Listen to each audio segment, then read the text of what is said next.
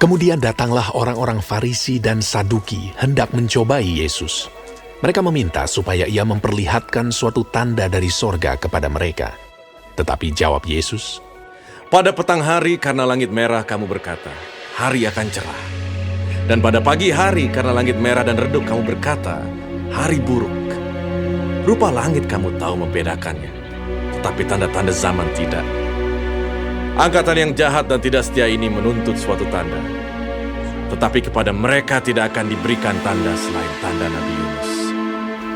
Lalu Yesus meninggalkan mereka dan pergi. Pada waktu murid-murid Yesus menyeberang danau, mereka lupa membawa roti. Yesus berkata kepada mereka, Berjaga-jagalah dan waspadalah terhadap ragi orang Farisi dan Saduki. Maka mereka berpikir-pikir dan seorang berkata kepada yang lain, Itu dikatakannya karena kita tidak membawa roti. Dan ketika Yesus mengetahui apa yang mereka perbincangkan, ia berkata, Mengapa kamu memperbincangkan soal tidak ada roti? Hai orang-orang yang kurang percaya. Belum juga kamu mengerti. Tidak kamu ingat lagi akan 5 roti untuk 5.000 orang itu? Dan berapa bakul roti kamu kumpulkan kemudian? Ataupun akan 7 roti untuk 4.000 orang itu? Dan berapa bakul kamu kumpulkan kemudian? Bagaimana mungkin kamu tidak mengerti bahwa bukan roti yang kumaksudkan?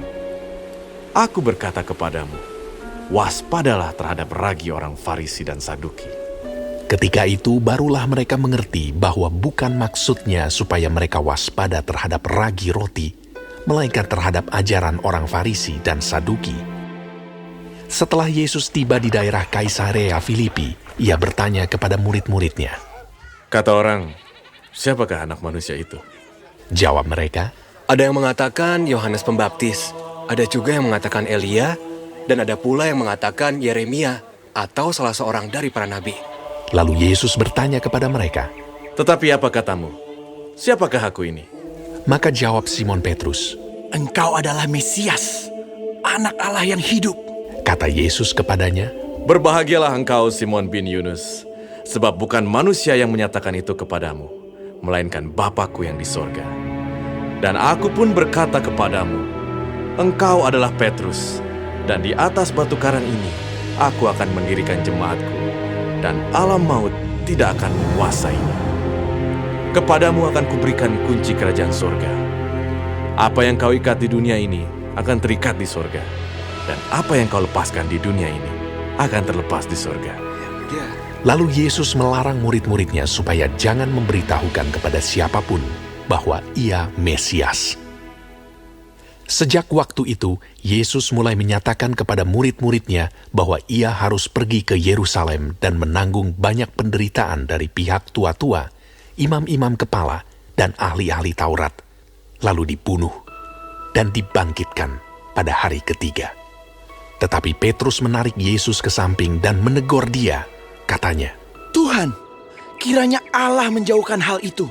Hal itu sekali-kali takkan menimpa engkau. Maka Yesus berpaling dan berkata kepada Petrus, Enyahlah iblis, engkau suatu batu sandungan bagiku, sebab engkau bukan memikirkan apa yang dipikirkan Allah, melainkan apa yang dipikirkan manusia.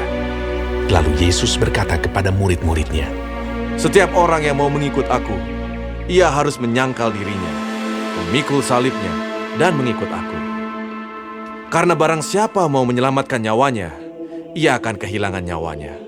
Tetapi barang siapa kehilangan nyawanya karena aku, ia akan memperolehnya.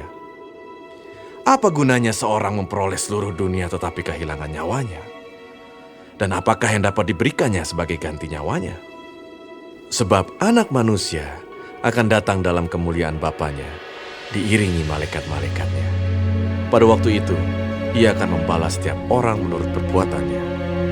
Aku berkata kepadamu, sesungguhnya di antara orang yang hadir di sini, ada yang tidak akan mati sebelum mereka melihat Anak Manusia datang sebagai Raja dalam kerajaannya.